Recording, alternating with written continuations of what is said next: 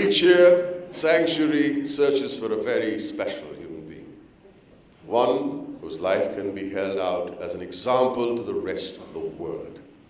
Someone whose life was spent in the service of a planet whose magical systems were threatened.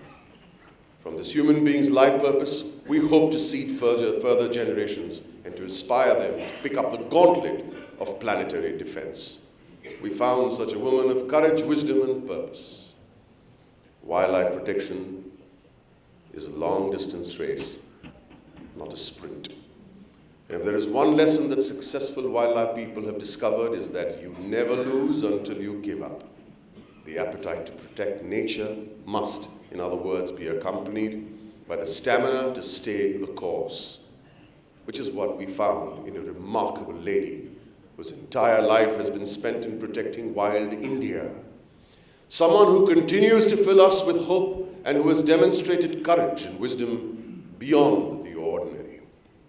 Meet Mrs. Wright.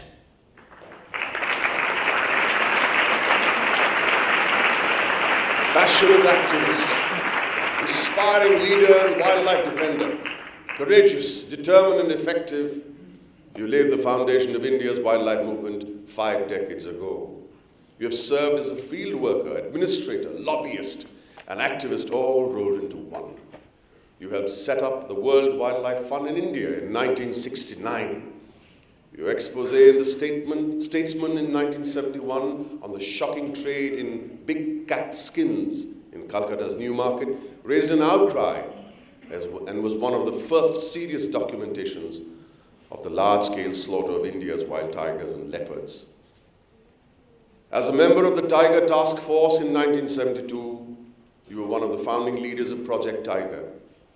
You also worked with others on the drafting of the Wildlife Protection Act in 1972 and personally pushed through the creation of a number of protected areas, including the Dalma Wildlife Sanctuary, the Balpakam National Park, and Neora Valley National Park.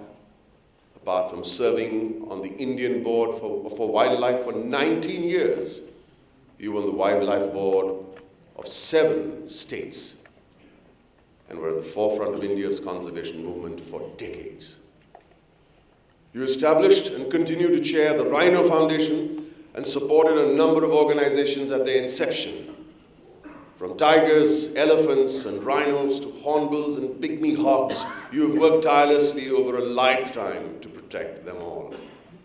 Your service to wild India is without parallel.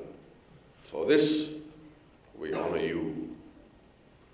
May I request Mr. Hemendra Kothari, Chairman DSP BlackRock and Wildlife Conservation Champion, to come on stage, please. I request you to present the Sanctuary Lifetime Service Award to Mrs. Wright.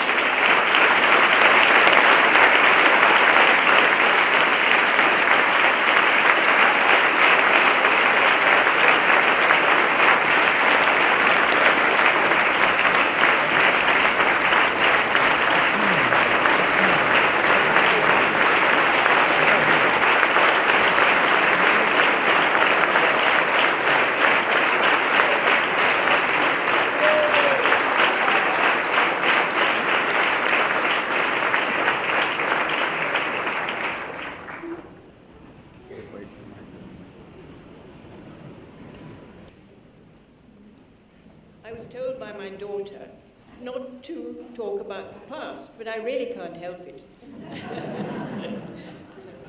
I was a very lucky child because I grew up in the Mail Guard, and at the time when we had tigers at our gate, leopards around our bungalow, and had a wonderful life as a child.